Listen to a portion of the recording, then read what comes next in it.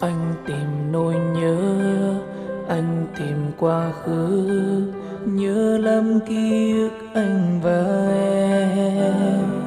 Trả lại anh yêu thương ấy, xin người hãy về nơi đây.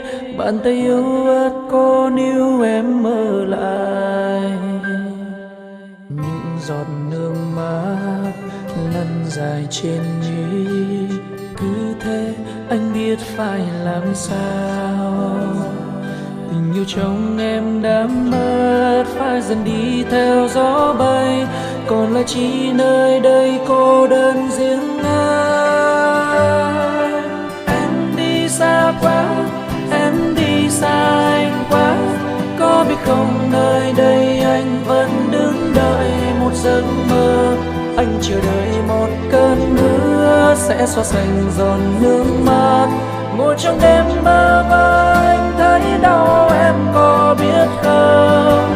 Em ơi anh nhớ, em ơi anh dần nhớ từng câu nói anh mất của em giờ này ở nơi đâu.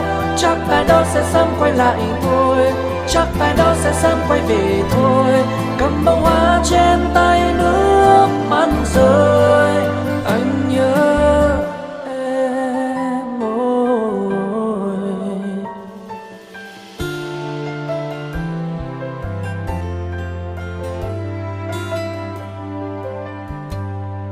Những giọt nước mắt lăn dài trên mi, cứ thế anh biết phải làm sao.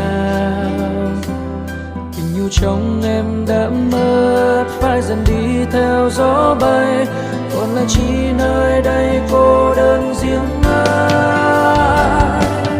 Em đi xa quá, em đi xa anh quá, có biết không nơi đây anh vẫn đứng đợi một giấc mơ.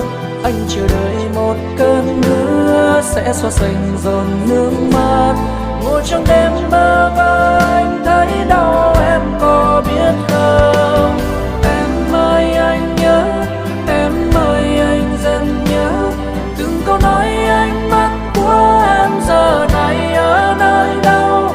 Chắc ai đó sẽ sớm quay lại thôi, chắc ai đó sẽ sớm quay về thôi. Cầm bông hoa trên tay nước mắt rơi, anh nhớ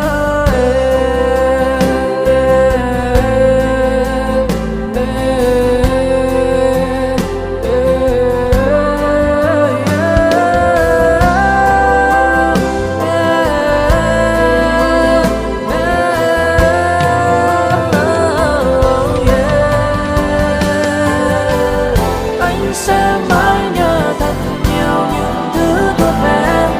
Trong tim này vẫn mãi yêu người riêng em.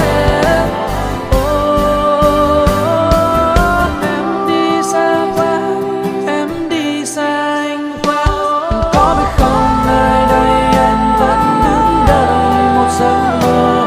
Anh chờ đợi một cơn mưa sẽ xóa sạch giọt nước mắt. Ngồi trong đêm và anh thấy đau, em có biết không? Em ơi anh nhớ, em ơi anh dần nhớ từng câu nói anh mất của em giờ này ở nơi đâu. Chắc ai đó sẽ sớm quay lại thôi, chắc ai đó sẽ sớm quay về thôi. Cầm bông hoa trên tay nước mắt rơi.